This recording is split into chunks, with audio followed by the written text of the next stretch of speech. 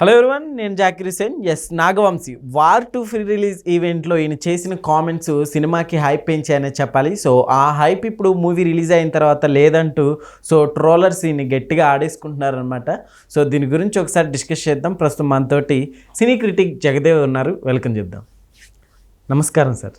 నమస్తే జకీర్. ఎస్, నాగవంశీ గారు నిజంగా సినిమాకి హైప్ పెంచారని చెప్పారు ఆయన కామెంట్స్ తోటి. ఇప్పుడు దానివల్ల ఆయన ట్రోల్స్కి చిక్కిపోయారంటే ఏం చెప్తారు సార్? యాక్చువల్గా ఉరిమి మంగళ మీద పడ్డట్టు అసలు ఆయన సంబంధం లేదు. ఆయన ప్రొడ్యూసర్ కాదు కదా, కేవలం రిలీజ్ రైట్స్ మాత్రమే తీసుకున్నాడు ఆయన. అంటే ఇప్పుడు జనరల్గా కొంతమంది ట్రెండ్ నడుస్తుంటుంది. వాళ్ళు ఏం మాట్లాడినా ఇది అవ్వడం, దానికి నెటిజన్స్ ఫాలో అయిపోవడము, దాన్ని ఆడేసుకోవడము, వైరల్ చేయడము అనేవి మనం చూస్తుంటాం. ఆ మధ్యనంతా అంటే నాగవంశీ గారు ఈ నేమ్ ఫేమ్ రాకముందు దిల్ రాజు గారిని ఆడేసుకునేవారు. ఆయన ఏం చెప్పినా వెంటనే దిల్ రాజు గారు అలాగా, దిల్ రాజు గారు మ్యారేజ్ చేసుకున్నారు, ఆవిడ భార్య ఎట్లా ఉంది, బాప్ ఎట్లా ఉంది, బెడ్ ఇంకా ఈ ప్రతిదీ కూడా అంటే ఇంట్లో విషయాలు కూడా వైరల్ చేసేలా చేశారు. సో ఇప్పుడు ఆయన ఏదో కొంచెం ఆయన విషయం మర్చిపోయాడు సరే, నాగవంశీ విషయం వచ్చింది. ఈవెన్ దేవరా విషయంలో కూడా మీరు చూస్తే నాగవంశీ కూడా అప్పుడు సంథింగ్ రైట్స్ టైప్ ఏదో తీసుకున్నాడు ఆయన. దేవరాకు దేనికో నాకు సరిగ్గా గుర్తులేదు. అప్పుడు కూడా నాగవంశీ సేఫ్ కానీ ప్రొడ్యూసర్కి నష్టము, ఈయన ముందే అన్ని రైట్స్ అమ్మేయడం వల్ల ప్రొడ్యూసర్కి నష్టమైంది, దాని మీద నాగవంశీ బిజినెస్ చేసుకున్నాడు అంటే అది ఆయన టాలెంట్ కదా. ఇప్పుడు కూడా ఎన్టీఆర్ యొక్క అభిమానిగా ఎన్టీఆర్ మీద ఇష్టంతో వార్ 2 రైట్స్ కొనుక్కొని చేసుకున్నారు. కాకపోతే ఈవెంట్లో మాట్లాడతారు, ఈవెంట్లో ఎన్టీఆర్ గారు కూడా మాట్లాడారుగా, దాని మీద పెద్ద వైరల్ అయిందిగా. ఎన్టీఆర్ గారు 2 కాలాలు ఎగరేశారని చెప్పి పెద్ద ఇష్యూ చేశారు. అంటే అంత కాన్ఫిడెంట్గా చెప్పాడేంటి? జనరల్గా మీకోసమే కష్టపడతాను, మీ తెలుగు ప్రేక్షకుల కోసం, నందమూరి అభిమానుల కోసం నేను చేస్తానని ఎప్పుడు చెప్తాడు. ఈసారి అలా చెప్పడంతో పాటు ఖచ్చితంగా బొమ్మ అదిరిపోద్దని చెప్పాడు. అదే ఆయన చేసిన తప్పు. అలా చెప్పడంతో ఇంత హైప్ అవసరమా? ఎందుకు అలా క్రియేట్ చేశాడు? ఎప్పుడూ లేదు ఎందుకు అంత కాలు ఎగరేశాడు? ఈ మధ్యకాలంలో ఎవరికి ఎక్కడ ట్రోల్స్కి చిక్కని ఎన్టీఆర్ ఇలా ఎందుకు మాట్లాడారని ఆయన వాడుకున్నారు. ఆయన ఆడుకున్నారు సరే కదా, అయిపోయింది అనేసరికి ఇప్పుడు ఈయన టాపిక్ ఇస్తారు. ఈయన ప్రొడ్యూసర్ కాదు, ఈయన జస్ట్ సినిమా బాగుంటుంది అందుకే రైట్స్ కొనుక్కున్నాను, ఎన్టీఆర్ అంటేనే బొమ్మ సగం హిట్ అన్నట్టుగా మాట్లాడాడు. సార్ యాక్చువల్లీ నాగవంశీ గారు గతంలో కొన్నిసార్లు మీడియా మీద కొంచెం సీరియస్ అవటం కూడా జరిగింది. సో అది కూడా మెయిన్ రీజన్. అందుకే నాగవంశీ గారిని టార్గెట్ చేశారు. మేబీ ఎందుకంటే ఆయన ఉన్నట్టుగా కొండ బదులు కొట్టినట్టు చెప్పాడు. ఇప్పుడు నాకు తెలియగలుగుతాను వాళ్ళకి భేదాన్ని. ఇప్పుడు కొంతమంది మీడియా మిత్రులు ఉన్నారు, వాళ్ళు మితిమీరి అడుగుతుంటారు. మితిమీరి అంటే ఎలా అంటే మరీ అబ్బెట్టుగా ముఖం మీద కొట్టొచ్చేటట్టుగా అడగకూడదు కదా.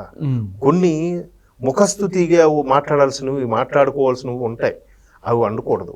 తర్వాత అతిగా ప్రవర్తించడం, మీరు ఎలా చేస్తారా, మీరు ఎలాగెందుకు చేశారు, అక్కడ ఆడిని అలా ఎందుకు వాడుకున్నారు, నువ్వు వెళ్ళి చేయవా డైరెక్షన్, నువ్వు వెళ్ళి చేయవయ్యా, చేయగలవా? అలాంటి వాళ్ళకి ఈయన కౌంటర్లు ఇచ్చాడు. చాలా సందర్భాల్లో కలెక్షన్లు వచ్చాయి చెప్పాము ఇప్పుడేంటి అన్నట్టుగా మాట్లాడాడు. మీరు దాన్ని వేరే రకంగా టార్గెట్ చేస్తారేంటి అని అడిగాడు. అలాగే మీరు అన్నట్టు మీడియా మిత్రులు కొంతమంది, అందరూ కాదండి, కొద్దిమంది ఉన్నారు ఆనిముత్యాలు. ఆనిముత్యాలు ఎలాంటి ఆనిముత్యాలు అంటే పాపం మొన్న కన్నప్ప సినిమాకి సంబంధించి విష్ణు గారు అందరికి ఇంటర్వ్యూస్ ఇస్తుంటే ఆయన గుచ్చి చెప్తున్నాడు, పర్సనల్స్ అడగొద్దు, ఇది కన్నప్ప ప్రమోషన్ అంటే దానికి పెద్ద ఏదో మనం బట్టి సిబిసిఐడి ఆఫీసర్ లాగా నేను కనిపెట్టేశాను, లాగేశాను ఇన్ఫర్మేషన్ అని పెద్ద బిల్డప్కి, అంటే బయట మార్కుల కోసం. అంటే అలా కాంట్రవర్సీ అయితే కింద వ్యూస్ వస్తాయి కదా, అది తప్పు కదా. అంటే క్లియర్గా నవ్వుకునే, కోపించుకోకుండా, కోపాన్ని తమాయించుకొని మరీ చెప్తున్నా, తిప్పి మళ్ళీ అక్కడికే. విష్ణు గారు మీ తమ్ముడు విషయం, అలాగే మోహన్ బాబు గారు, నీకెందుకే నీ ఫ్యామిలీ విషయం నువ్వు చెప్తావు నువ్వు, అది తప్పు. నీ ప్రొఫెషన్ ఏంటి? సినిమాకి సంబంధించి ప్రమోషన్లో భాగంగా వాళ్ళు పిలిచేటప్పుడు సినిమా ఎలా ఉండబోతుంది, ఏంటి, దీని డ్రాబ్యాక్స్ ఏంటి, దీనికి ప్లస్ ఏంటి, సినిమా డైరెక్టర్ ఎలా చేశారు, దీనికి ఏది హైప్ వస్తుంది, అది మాట్లాడు. అంటే నీకు అది సబ్జెక్ట్ లేక, నీకు అడగడం చేత కాక ఇట్లా కాంట్రవర్సీకి వెళ్ళిపోతున్నావు. అయితే ఒకటి వాళ్ళు కూడా అనడానికి తప్పు లేదు, ఎందుకంటే 100లో 90 మంది అలాగే అడుగుతున్నారు. ఆ 10 మంది జెన్యున్గా అడిగితే ఆ 10 మంది ఛానల్ ఒకటి చూడట్లే. అవి చూసారా, పూరి జగన్నాథ్ గారు నిజంగా చాలా బాగా డైలాగ్స్ రాశారు పోకిరిలో. గాంధీ సినిమా 100 రోజులు ఆడదు అన్నట్టుగా. అదేంటది, మొగుడు చుచ్చిన ముండా బ్రేక్ తర్వాత చూడండి అని ఏదో చెప్తాడు ఆయన, సియాజీ షిండే గారు. అంటే మీరు ఒక పసుపారని ఇల్లాలు భర్త పోయాడని బాధపడుతుంటే మీకు ప్రాస కావాలా, ఆ టైంలో మీకు వ్యంగ్యం కావాలా అని చెప్పి ఆయన ఏ కేక్ వదిలేశాడు ఆల్రెడీ. బట్ అది చాలా మందికి ఇంకా ఎక్కలేదు, మనకు కాదులే అనుకునేవారు. అలాంటి వాళ్ళకి పూరి జగన్నాథ్ లాంటి వాళ్ళు సినిమాల రూపంలో జవాబు ఇచ్చారు. నాగవంశీ ప్రొడ్యూసర్ నాగవంశీ లాంటి వాళ్ళు ఫేస్ టు ఫేస్ జవాబు ఇచ్చారు కొంతమందికి. మీరు పాత వీడియోస్ చూస్తే అర్థమవుతాయి. సో దాన్ని మైండ్ లో పెట్టుకొని ఇప్పుడు ఎన్టీఆర్ గారిని వదిలేశారు, హృతిక్ గారిని వదిలేశారు, ఆ సినిమా డైరెక్టర్ ముఖర్జీ, అయాన్ ముఖర్జీ ఎవరు ఆయన వదిలేశారు, యశ్రాజ్ ఫిల్మ్స్ ఏదో అది ప్రొడ్యూసర్ వాళ్ళకి వెళ్ళకండి అయ్యా, వాళ్ళేం అనలేక మేబీ వాళ్ళంటే వ్యూస్ కూడా రావేమో.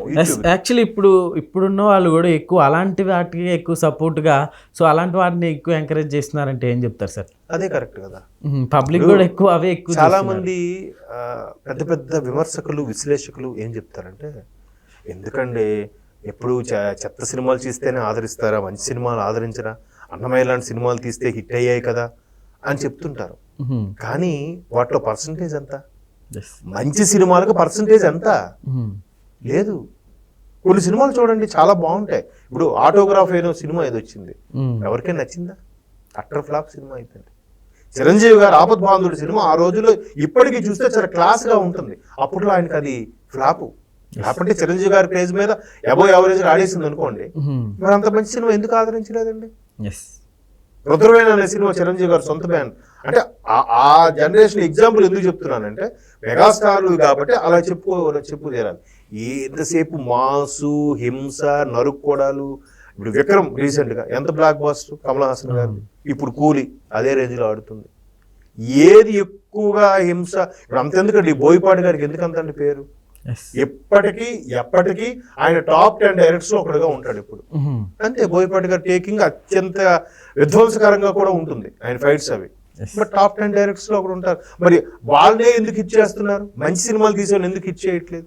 ఈ మధ్య కాలంలో 8 వసంతాలు ఏదో సినిమా వచ్చింది, చాలా చక్కటి సినిమా.